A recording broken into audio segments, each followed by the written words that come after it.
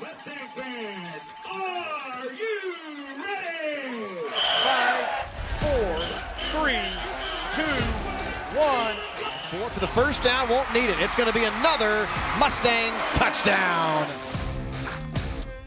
The following is a West Jones High School presentation of the Mustang Network.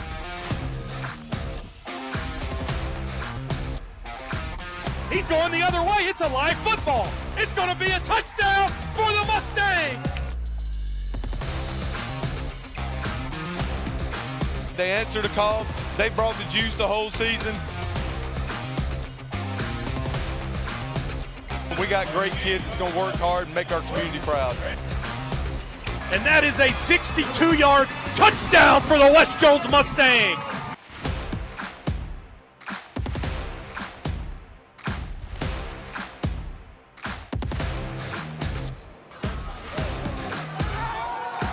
The West Jones Mustangs finish off a 14-0 season and are state champions once again.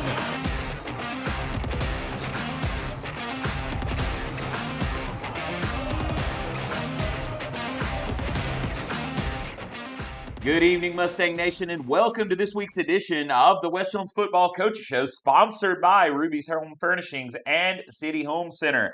Joined here on set tonight by Coach Kody Reynolds as we are entering a bye week of Mustang football, a week where there are no games, but it's only a week to get better.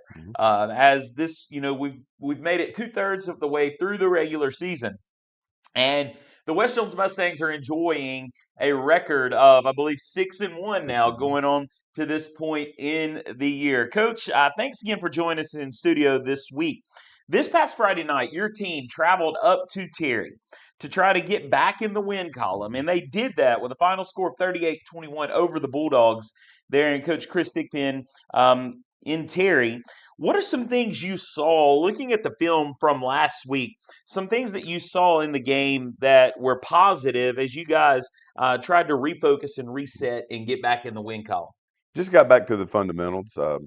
Jackson Prep, that was just a good old-fashioned tail whipping. They beat us in all three phases of the game. Offense, defense, kicking game. They outplayed us, outcoached us. It was just one of those nights you just had it coming. Really proud of how the kids responded. That was, I think, 19 in a row we had won. It's kind of one of those things that just started off early. They scored an opening drive, then blocked a punt. And that's the first time our kids have been in a situation like that. And it was just one of those rough nights. And then have a great week of practice, go back to Jackson. I thought we played very, very well in all three phases of the game. Got back on the winning track. Tootie got in the game, got a couple of reps at quarterback, scored on a touchdown. Just kind of got back to rolling playing West Jones football. Yeah, one question we've heard over the last several weeks is, when will we see Tootie? When will we see Tootie back at quarterback? We've seen him at wide receiver. We've seen him bouncing around the field, and that was answered this past Friday night. Got in, played a couple of plays, a couple of series, and created some significant confusion with the defense. I mean, the first time he touches the ball, he pulls it and, races, 75 yards for a touchdown there to tie the ball game after you had fallen behind 7-0.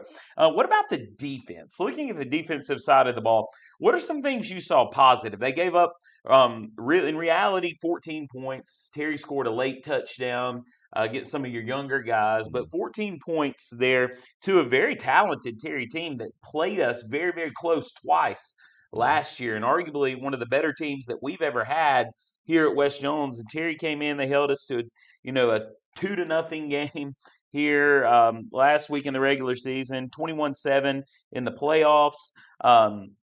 What did you see from your defense as they answered the bell there last Friday night? You just said it right there. They answered. They responded to a very, very athletic team.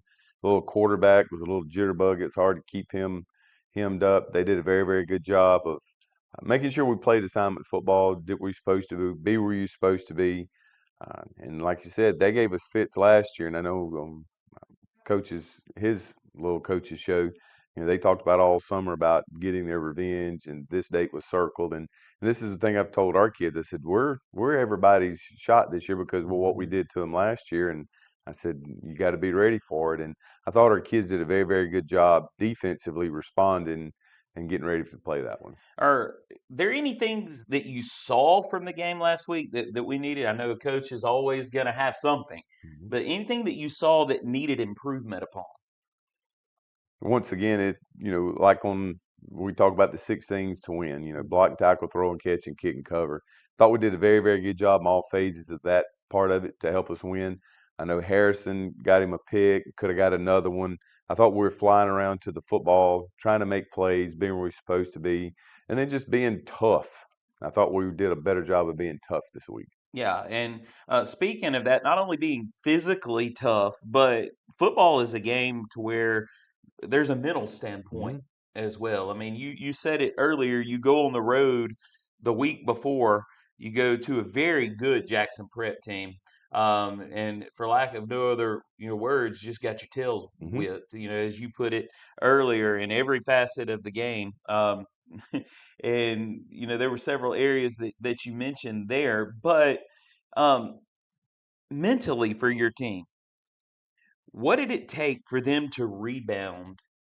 I mean, we're talking teenage boys here, teenagers that sometimes they when they face adversity they lay down. But mentally, how proud were you, I should say, of your guys to come back from that 42-7 defeat at Jackson Prep and bounce back? Do you think they took it personally?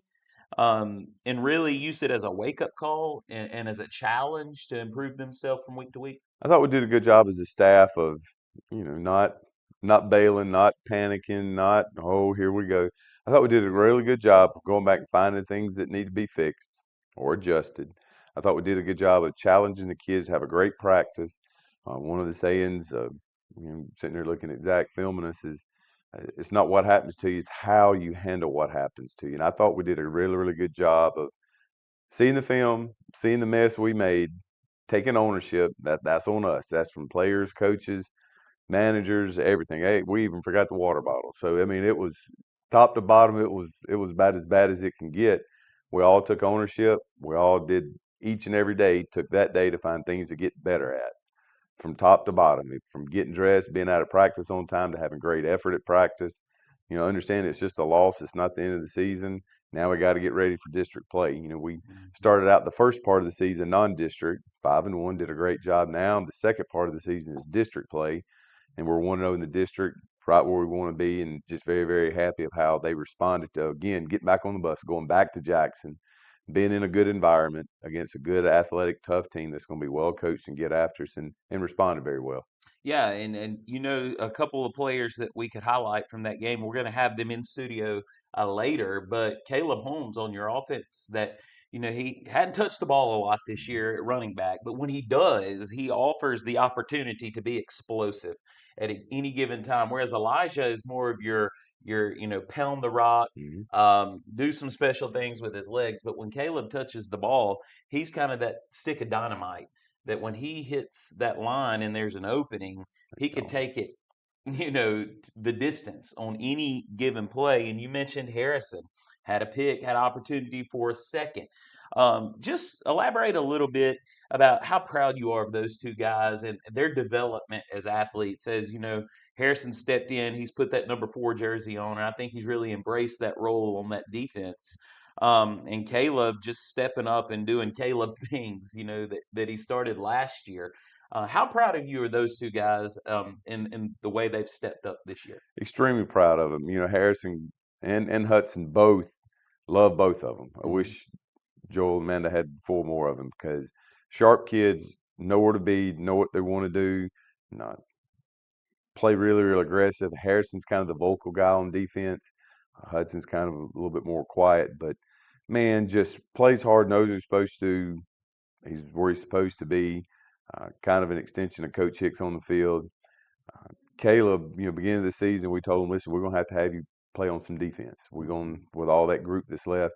He did a great job of knowing that he's not going to get as many carries, and we talked to him about that. But it's hard to beat somebody when they can't score. So I said, would you rather have 15 carries for 85 yards and we get beat, or would you have 6 carries for 34 yards and then have 12 tackles and we win? He says, Coach, I'm going to do whatever we got to do to win. And so we just have those conversations during the week. You're good. He just kind of gives me that funny, like, yeah, coach, I'm good. And so once again, he had 4 carries, but 78 yards and 2 touchdowns. So it's just one of those things. He's our dynamite guy, and he can turn a ball game around. And really, really excited for our younger kids to see him. You know, he was kind of had a big second half last year and almost had 1,000 yards, and was going to be have a two-headed monster. And now his role offensively took a back seat to him being a great defensive player, and that's really, really good for our younger guys to understand it ain't about you.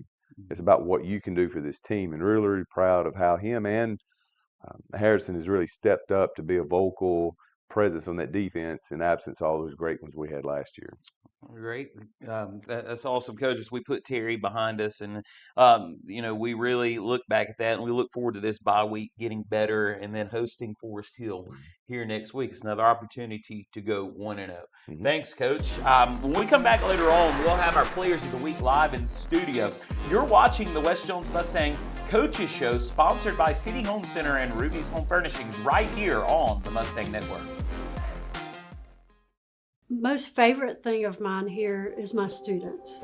All the students who come here for the first time, they've never been to a school in the United States before, they can't speak English, and they have a lot of fears. If you can imagine any teenager going to a new school and being very nervous, and then compound that with not being able to speak the language, that's what my students have to deal with. And one of my favorite things is being able to just calm their nerves and help them to learn to speak the language and learn to succeed in their classes. And ultimately, I get to see those kids start from nothing and then be able to communicate and make friends. And I get to teach them not only the language, but also our culture in our area, but our culture here at West Jones. And I love our culture here. We have a lot of sports, we have a lot of fun things that go on, but we have a lot of good academics here, and I think it's a good place for my students to come and learn. If you need to update your kitchen or bath without breaking the bank, come to City Home Center in Laurel. For backsplashes, countertops, and cabinetry, let our experienced staff provide the personal service you can count on. City Home Center, Highway 15 in Laurel. Ruby's Home Furnishings is here for you, Mississippi. We have a large assortment of home decor and furniture made right here in Mississippi. Gift ideas that are sure to please family and friends. From floral arrangements and wrapping paper to bedding, pillows, mirrors, and artwork. And we can accommodate your bridal registry with the wide selection of available gifts. Ruby's is your local outlet for Mississippi made and Mississippi proud. Call or come by Ruby's Home Furnishings today, Highway 15 North in Laurel. Welcome back to the West Jones Football Coaches Show. I'm student reporter Austen Guy for the Mustang Network, and there were several outstanding individual performances in last Friday night's game against the Terry Bulldogs. 2 of those individuals earned Player of the Week honors, Caleb Holmes for offense and Harrison Pierce for defense. And we are pleased to be joined by these 2 guys today in the studio. Harrison, Caleb, thanks for being here today. Thanks. So, Caleb, you being a two-way player, what does it mean for you to have a game on either side of the ball to be named Player of the Week? I think I'm blessed to have the opportunity to play on both sides of the ball. Yeah. So on offense, you're a player maker when you step on the field as running back. What does it mean to you to see that the offensive line creates opportunities for you and Elijah to run the ball? I'm thankful for my O-line to open up the hole so I can run through. That's great. So Harrison, you had some big shoes to fill entering the season, and you moved into that number 4 jersey nicely. How do you feel that the defense has adjusted to having lost 9 starters from last season's team? I feel like we've done pretty good. We knew it was coming through the summer, and so we've been prepping for it, building up our chemistry, and just working to become a better defense throughout the year. That's great. That's great. So do you guys feel like you have improved as the season continues? Oh, for sure. Just game after game, we build up what's expected, and we communicate with each other and build up our just team chemistry, like I said. And I feel like we're getting closer as a team, as a defense. That's awesome. So finally, guys, for each one of you, what does wearing the green and gold mean to you? Is there a sense of pride that you carry while wearing it? Yeah, I feel like wearing the green and gold is an expectation about what's expected on the field and on and off, how you play and how you handle yourself outside of football too. What he said. All right. What he said. So that's what we have today. Thank you, Caleb and Harrison, for being here in the studio. And we're cutting to commercial. Recently, we've been athletes here working in the office at West Jones. It hasn't been going so well. Hey, T, do you Yes, have ma'am. those copies ready? Yes, ma'am.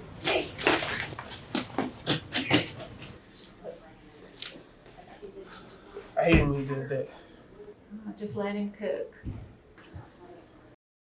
Hi, I'm Connor Holdfield. I'm a member of the FCA lead team here at West Jones, and I just wanted to take a second to invite you all to FCA Tuesdays at 7:25 in the gym. All are welcome every Tuesday, 7:25. We'd love to see y'all there.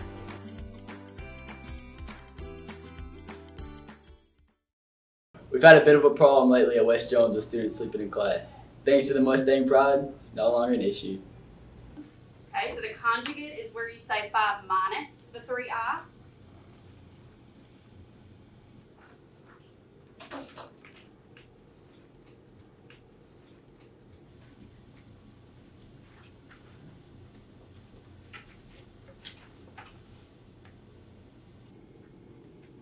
Yes, we have a code Z in room 30.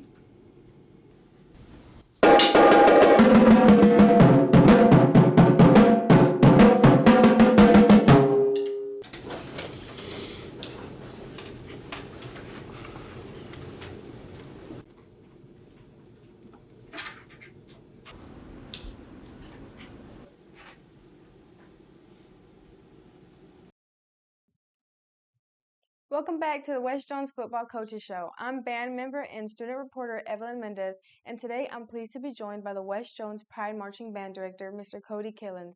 Mr. Killens, thanks for being here today. Thank you. So, Mr. Killens, congratulations are in order as your Mustang Pride recently captured all superior ratings at both the Swamp Classic in Gaucher and state evaluations at Neshoba Central, while also placing high in Class C at the Rocket Invitational. Yeah, thank you. Thank you. Mr. Killens, can you explain to the Mustang Nation the program that you run? You guys begin in June of each year getting your kids ready and spend 2 weeks in July here fine-tuning and installing your halftime show. Explain what it's like to see the fruits of your effort on evaluation day. Yeah, it's a long process, one step at a time. Really, it starts before June. It starts in 6th grade, where we start teaching the basic fundamentals in 6th grade beginner band, and then 7th grade band, 8th grade band. We're building more upon that foundation, and by the time our students get to 9th grade, hopefully they have a decent foundation of what to do. But as far as learning the show goes, yeah, we start in June every summer and meet once a week. And we're not working on the marching show at that point. We just spend 1 day a week working on basic fundamentals, marching fundamentals, learning to play the show music before we ever even put anything on the field. At the end of July, we do a 2-week band camp. And that's when we start to put the show on the field, learn the drill. The drill is the movements, the pictures on the field. And then, once the school year begins, we hit the ground running and continue from there. But yes, it's a long process. That's very good. You have a very talented group of young people here that add a lot to the atmosphere on Friday nights and contribute to the success of the football team. Explain what it means to you to have kids who come to work every day knowing that they help make a difference on this campus. Yeah, and I think you can attest to this as a band member, that one thing that we really, really emphasize are the being really good at the things that don't require talent or skill, like showing up on time, being early, treating each other with kindness, having your instrument every day, having your music every day. Things that don't require skills, require no talent. And you've heard me say many times, I care more about the things that are going to take you through the rest of your life than I care about how well are we playing this show. So to me, when we have a bunch of band students who do those things really well, that sets us up for success, not just for band, but for the rest of your lives. So I care about our people learning to be responsible, and starting that process of learning how to be adults who are going to contribute to society. Because y'all have heard me say many times, one day y'all might be my nurse, you might be my dentist, you might be my doctor one day.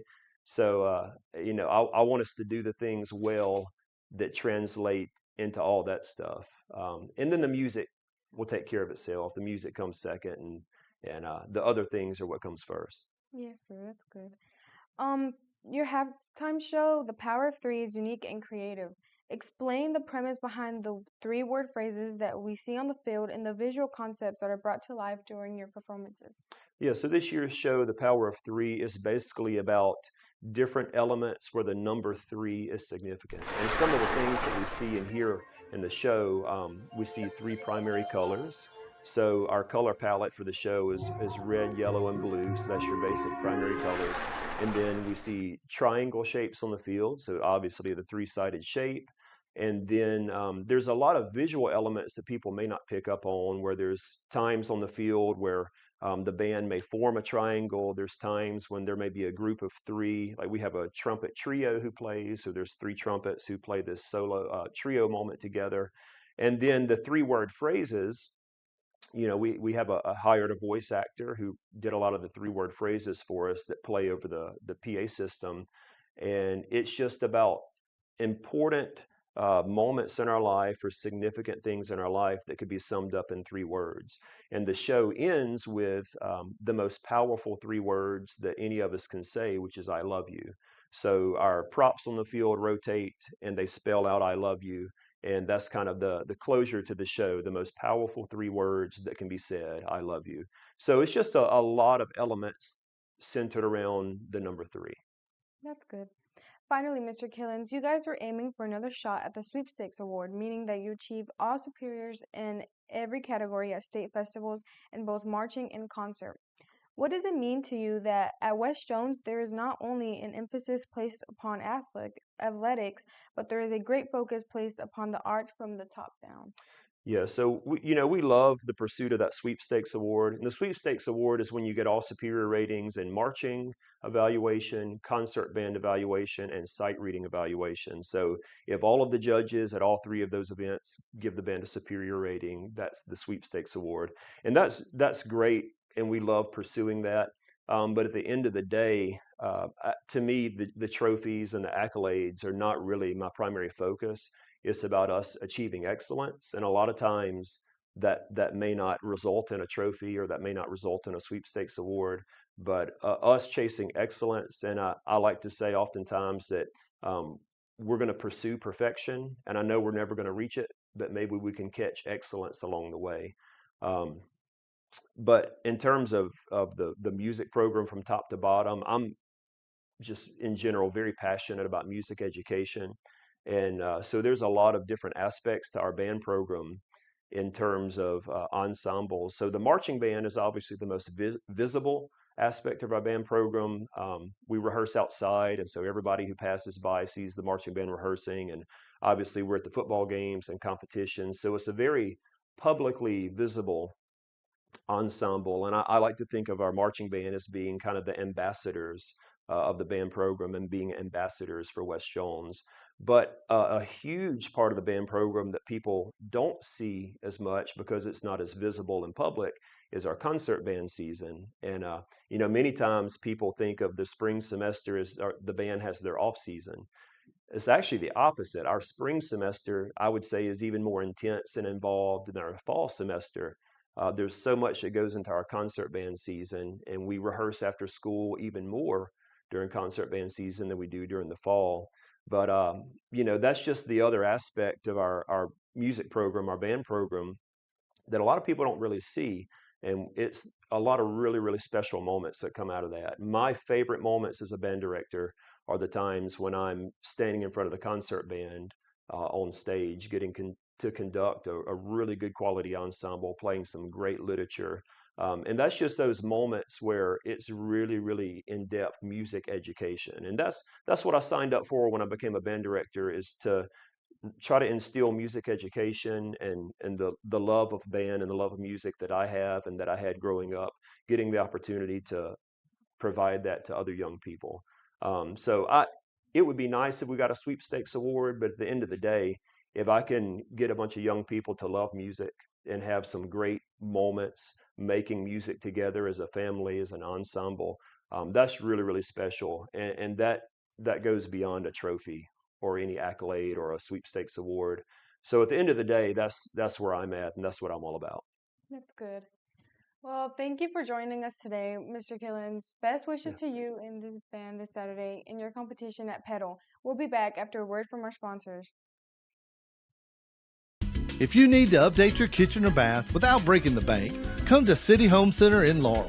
For backsplashes, countertops, and cabinetry, let our experienced staff provide the personal service you can count on. City Home Center, Highway 15 in Laurel. Ruby's Home Furnishings is here for you, Mississippi. We have a large assortment of home decor and furniture made right here in Mississippi. Gift ideas that are sure to please family and friends. From floral arrangements and wrapping paper to bedding, pillows, mirrors, and artwork.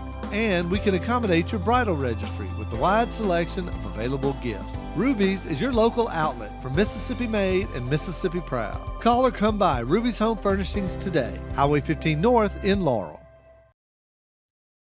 And welcome back to the West Jones Football Coaches Show right here on the Mustang Network, sponsored by City Home Center and Ruby's Home Furnishings. Coach Reynolds, this is the all-important bye week. You've made it through, the first 7 games of your schedule, non-district play. You finished that again. 5-1, you come in, you open up district play 1-0. You're 6-1 now. You're going into the last third of your season. And this is a time of the year where, this is what matters. This is where the rubber meets the road. You've started 1-0 in district. There's 5 teams in the division. You have 3 games left. You have next Friday, the 25th, here at home with Forest Hill. You go on the road to Carrier to play Pearl River Central. But then you come home with a date that everybody, I think, in the state has circled on their calendar, November the 7th, with Hattiesburg on a Thursday night right here at Mustang Field. Coach, what's your schedule for this week? A bye week, I know, look, coaches like to keep their creatures of habit. They like to keep things as close to normal as absolutely possible. But with no game this Friday, what's your schedule for this week with your team? Well, Monday we were out of school, normal business hours. Teachers, we had professional development, so let the kids have that day off. Coaches, we just, after our meeting stuff, did our normal game planning for the week. Then Tuesday, Wednesday, and Thursday we'll have just a 4th block practice, a good 15 period, individual, inside, perimeter, 7-on-7 in team, get them on a bus and get them out of here. And then Friday, as soon as school gets out, we're going to turn everybody loose to have them a good 3-day weekend, come back in and get ready for the following Monday, getting ready for the biggest game of the season, the next one against Forest Hill, and really excited about how the kids have really come to work during this week. You always worried about a bye week, how they're going to just kind of take the foot off the gas and just kind of cruise through it, and hasn't been the case. Very, very proud of how our kids challenge themselves, take serious the importance of practice and practicing the right way. And it's been had some cooler temperatures, so me and the big ones, we enjoy practicing a little bit better when it's a little cooler. We're kind of a little bit easier to deal with, and so it's been a great week. Really excited about how the kids have performed, and then ready to get back at it next week. Yeah, Coach, I know coaches don't like to talk a lot about it, but can you give us any injury updates on how things are looking with some of your banged up guys? Dion got banged up Friday, high ankle sprain. We're just nursing that. The off week kind of come at a good time for that to happen. You never want any injuries. Tootie's making progress. We'll go back for a checkup one day this week and see how that thing is healing. And then just normal bumps and bruises of a physical football season, and been very, very lucky so far not to have any major injuries. Yeah, and you said it earlier, you guys are already game planning and looking forward. Have you done any kind of advanced film work on Forest Hill? What can we expect from them? I know they're improved, from year to year. And last year you went up there and you kind of put one on them. All right, what can you expect from them next week coming in here? Coach Fell's done a really good job with them. I think this is his second or third year with them. You can tell he's helping them form an identity of play well. Always a very, very athletic team. You look at those guys and like, wow, wish we can have some of those kids. And they've done a very, very good job so far this year. There's been, for them some disappointing wins or disappointing losses, and a couple of them they probably could have won. But Coach Fell's gonna have those guys ready to play. Once again, we kind of thumped them pretty good last year, and they don't want that to happen again. And I think they'll get up and get ready to play for us. All right. Well, like you said, this bye week's kind of an ideal time. You're letting some guys get healed up. It's kind of been banged up all year long. Some guys that got banged up in the last week or two. But you're headed in that home stretch, Forest Hill, PRC, Hattiesburg. With no game on the schedule this week, from a mental standpoint, how do you keep your guys sharp and focused on the task at hand? Goes back to, our 2-team rules: do the right thing at the right time and handle yourself with class. I think, too, just the expectations of what the football program has been here for years dictates, hey, we're going to be here, we're going to go to work. And then the 6 things we got to do. We got to be better at blocking and tackling, throwing and catching and kicking and covering. So once again, I know that sounds cliche and it's boring. I've said it a million times, and as long as they allow me to be here, you're going to hear it a million more.